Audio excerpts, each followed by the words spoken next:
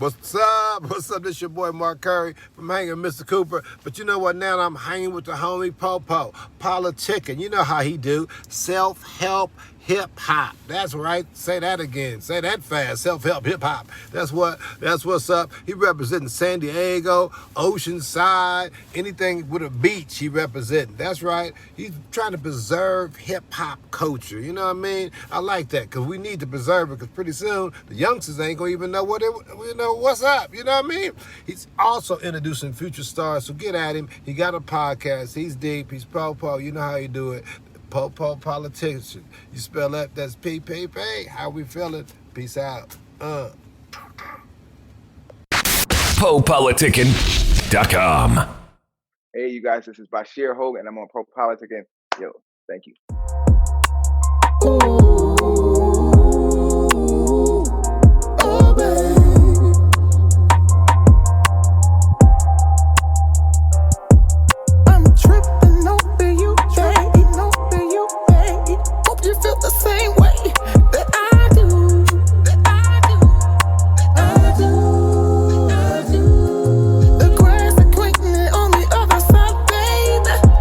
Cause I wanna be with you, babe.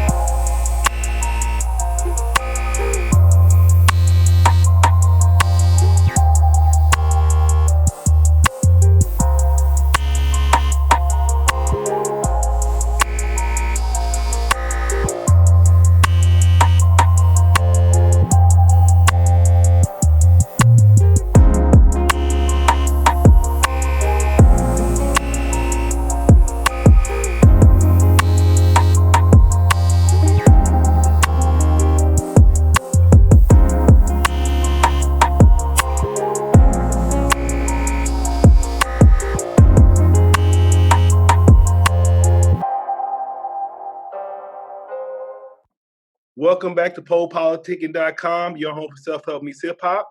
Make sure you go on Spotify, Google Play, Apple Music. Type in PoPolitickin.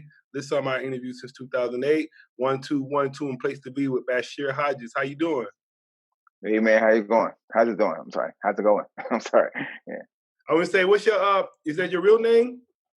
Yeah, BaShir Hogue. Yeah, that's my real name. That's a Bible, something about the Bible, right? I ain't in the Bible like that, but I know the name in the Bible. No, I've never seen it in the Bible yet. If I did, I'd kind of be happy, but no, not yet.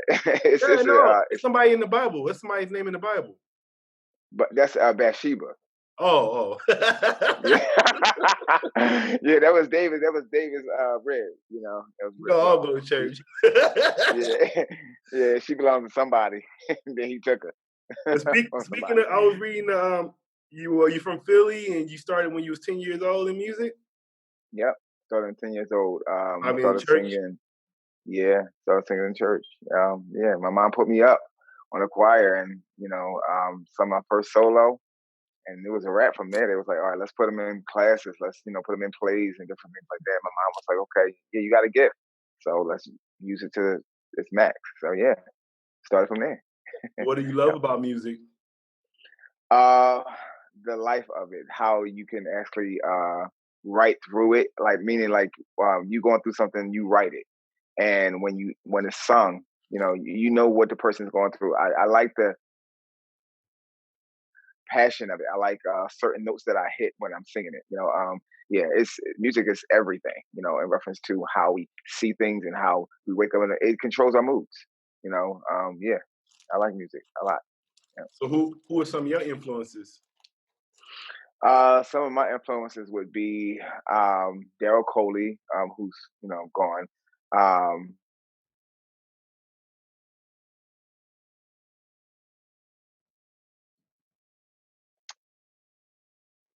Prince, he would be inspiration. Older people like that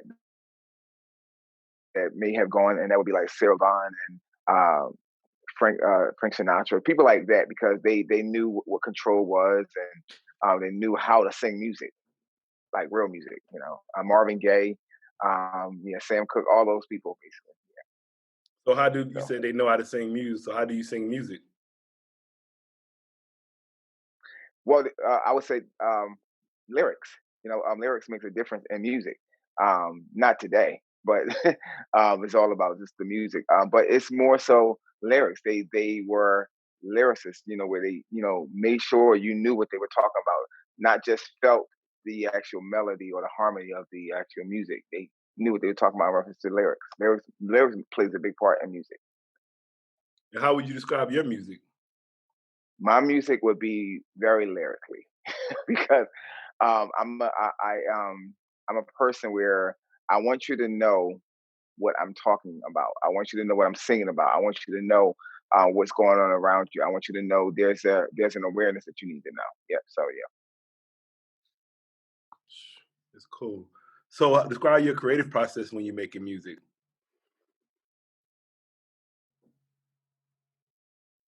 My creative process, walking like on like maybe a block or something like that, or just walking down the street, and I just start singing more. So, and certain things come to me. Sometimes the hook comes to me first when I'm actually doing something. So yeah, basically that's where it comes from. My creative stuff comes from music, or I have to be doing something actively, but I have to be by myself. I could be washing the dishes. I wrote my new single, "Washing Dishes." So, and people was like, you didn't write it like thinking about a, chicken out. Nah, I wrote my new single while washing dishes. So it's different things that I do, but that's where my creative process comes from. And I have to be in this type of room where it's very quiet and dark. That's me. So like how dark, like pitch black dark? No, I have to see. I gotta be able to see. That's crazy. Who? I don't know who in pitch black dark. Oh no, I just had to make sure. I would say. So, what do you say? Oh no, that's crazy. I can't really hear you. Say it again. I would say, what is your, as far as like, what would you say your story is to the people? What is your story as an artist? My story as an artist would be triumph over tragedy, because I had a lot of tragedy in my life. So And with that, I don't think life is short. So when I look at certain things, and if you can get over death after death after death in your family, yeah, I would say that's big. And you don't have to live in it, yeah, because people attach injury to heart, and when you do that, most of the times people are mean. So, and they're mean only because they're attaching injury to heart. So, yeah. So how do you get over it? Like you said, death after death. How did you get through it? Family. I have people. That's the best thing. The doctors would tell you that when a person wants to get through something that's difficult in the hospital, you need. They ask you to come. They actually ask the family to come around because family is psychologically. If you have people around you to support you, it's a better chance you can actually survive. Yeah. So, family. And then you was talking about your current projects, what you working on right now. I have a single out that's doing very, very well, surprisingly, and I'm saying surprisingly because I'm not usually singing R&B, but surprisingly, it's doing very well. Sales are going really well. People are gravitating. It's called "Love You Back," and it's a sort of a '90s feel, but I brought it up as far as the beat and the rhythm and stuff like that. I brought it up to date a little bit, but it's just basically talking about. A man lost his girl, and he's like, okay, I want to love you back. I know I'm tripping over you. I'm by myself. I'm trying to figure out how I'm going to get you back. So this is my way of telling you, because they don't have songs like that no more. They have songs like, come on, give me brain and all that type of stuff. But right now, my project is called, the single's called Love You Back. My new project that's coming out is called Love Factor, a Song of Solomon, Modern Days. So it's just talking about love over lust. I can get you if I want to, in reference to lust. But am I able to think about having you to stay mentally? So that's what the song project's about, love. I would say the song "You Love You Back," you kind of sound like remind me of Bilal a little bit. Yeah, a lot of people say that. Yeah. So what kind of music you make? Because you say you normally don't make R&B. No. Well, usually, what do you mean? What kind of music I make? I'm saying you said I normally don't do R&B. So what kind of music do you say you make? Contemporary gospel. Oh, okay. That's what I used to do. I'm not. I mean, I still do it if somebody asks me to come and record something, but it's not that I won't. I'm not opposed to doing it. Yeah. So is your album? Is it gonna be gospel? It's gonna be R&B? It's R&B because I say I'm not used to doing R&B. So my "Love You Back" is R&B. It's an R&B. It's an R&B song. My project is R&B. Okay. Yeah, I was confused a little bit. Yeah. That's tight. I really like your stuff. I was trying to say, man, what happened to all the male R&B singers? I feel like they kind of going away. Where they at? I don't know. I just know where I am. Yeah. I just worry about me. That's it. We was even talking about like we actually did a battle and we did like the best male R&B groups, but it was all like from the '90s and later. It was all older. Yeah. Groups. Then we was looking at the only young groups was like Pretty Ricky. I don't know too many more. Like I said, Pretty Ricky, E2K, and that was it. I didn't hear no R&B male groups like now. So you want to start a group? Yeah. No. I'm good in my lane. I know how to stay in my lane. I'm 40. I'll be 42 in July. I know I stay in my lane. So. And what are some of your interests outside of music? Most of the times, either going bowling or as for what you mean? I don't understand. Like as far as hobbies, what do you ask? Yeah. So this like behind the scenes, we get to know the person. We ask all kind of questions. Yeah. Well, I'll tell you this. Most of the times, if I have a downtime, I am going bowling with my sons or concerts or certain things like amusement parks if they're when they open again. But that's usually me. I don't do a lot. I don't go to clubs. I don't do all that stuff. So because I have children. So yeah. How you like being a dad?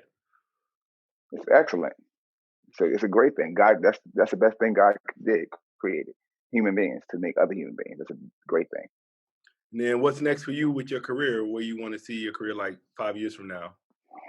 5 years from now, well, I plan to. I know I'm going to have a Grammy. I already know that. I know that also that I'm going to do a lot of writing for artists, which I have already done. But I want to do more writing for artists. That's what I plan to do. I do plan my money to work for me and not actually have to work for it. Yeah, that's All right. that simple. Speaking of money, I've been asking the guests, and this is kind of to help the listeners out. What's a good way to flip a G right now? To flip a G, invest. Um, you plus you have to make sure what you invested in. You got to make sure it brings back revenue for you. So my best thing, especially for our culture in our community, is like okay. So for instance, they're talking about another stimulus package. My encouragement to a lot of us is to invest more so that way you don't run out, because time's gonna get worse. So the thing is, when it comes to certain things that money is concerned, keep that money. Don't be so quick to spend it, and you can flip it more so. You can more so invest. Yeah, I would say invest. But what kind of investments you into? Well, I'm into McDonald's gonna be around forever, so you kind of like put a stock in that. But you saying talking about stocks? Yeah. I mean, well, that's still investing. Yeah. You invest in certain things like that, because you invest in certain things that that's going to be long term. McDonald's going to be around forever. Burger King, certain franchises like that. You got Target. You have a whole lot of stuff that you can actually invest in, and you can flip it, and you can see revenue. You can see some profit come from that. I know a few people that are my age that are doing it now, and they're seeing a big difference in their money flow and their savings and different things like that. So yeah. Yeah, because I'm on the stocks right now, but shit, I went to this other site and it's called like Trade Viewer. Shit, you can trade Forex, Bitcoins, oil, pigs. I'm like, shit. So I gotta open my mind up to it's just so many ways to get money besides the 9 to 5 nowadays. Right. Especially us, so. I feel like we just gotta especially. I mean, I had a good ass job, but it was like, man, I feel like it's better when you have your own, so and you can help other people than. So what advice? It is. I like. Go ahead, Sam. What advice would you give to a new artist?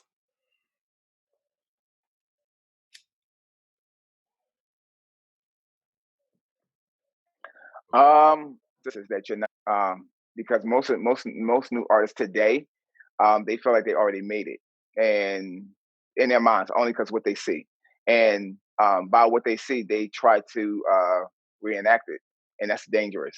I also would tell a new artist to go to school, and most of the time they reply as well, that's going to take a long time. Then if you want to go to the microwave food sometimes is nasty. So psychologically, if you actually want to actually take your time, I would say go to school, because you need to know how to read contracts. You need to know the language. There's a language in music that people speak, and if you don't know the language, you're gonna be lost. You're just gonna be another singer that they're gonna look at and say, okay, let me just use them when I want to. Because I know a lot of artists who are just sitting because they didn't go to school, or they didn't have people around them that can tell them no. If you can tell a person no and they're not humble and they don't listen, that's an issue. So I would tell new artists, make sure you listen to the people that are around you, and not stop always trying to get a yes to everything. There's gonna be no's to some things, and you gotta be comfortable in the no's.